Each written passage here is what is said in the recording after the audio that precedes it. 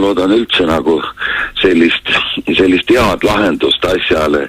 Kui see 3 punkti nüüd ära tuleks, siis on Rüütlil veel tagataskus Lindpere ja Zenjov järgmisteks mängudeks. Mingil ajal ta nad ikka kohale toob. Kas või ütleme play-offideks. Kas sa, Hillar, arvad, et Joel Lindpere, kes on siin üsna nagu järjekindlalt loobunud koondise esindamisest, tuleks tagasi, kui oleks tõesti selline võimalus, et Eesti võib play-offidesse jõuda?